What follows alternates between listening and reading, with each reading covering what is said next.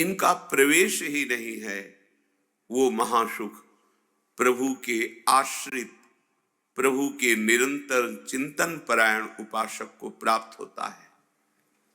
उस उपासक को कभी भी किसी भी तरह की ना जीवन निर्वाह की चिंता करनी पड़ती है, ना परम पद की चाह ही करनी पड़ती है।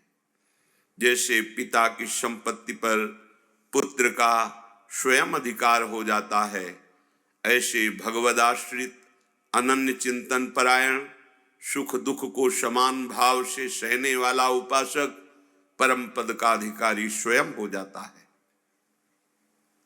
आवश्यकता है जो श्री भगवान कह रहे हैं कि मेरा तुम अनन्य भाव से आश्रय स्वीकार करो। अन्य भाव ही माया है और अनन्यता ही भक्ति का स्वरूप है। प्रायः सब भक्त ही हैं, क्योंकि हमारी दृष्टि में हमारे प्रभु के सिवा कोई है नहीं, तो सब भक्ति कर रहे हैं।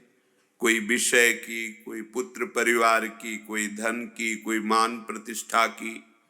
मेरे प्रभु ही सब रूपों में हैं, पर ये ना जानने के कारण अन्य भावों का आरोप कर लेने से दुर्गति हो गई। मेरे प्रभु ही हृदय में विराजमान हैं, पर उनकी महत्वता, उनकी महिमा को विश्वास पूर्वक ना स्वीकार करने के कारण हमारा हृदय आनंद सिंधु में नहीं डूब पा रहा। नाना प्रकार की चिंताएं, क्लेश, अशांति, अभाव ये हमें सताए जा रहा है, जबकि पूर्ण कृपा सिंधु, आनंद सिंधु हमारे हृदय में ही विराजमान है। तो हमारी कहीं त्रुटि हो रही है। नहीं, हृदय में विराजमान प्रभु और दीन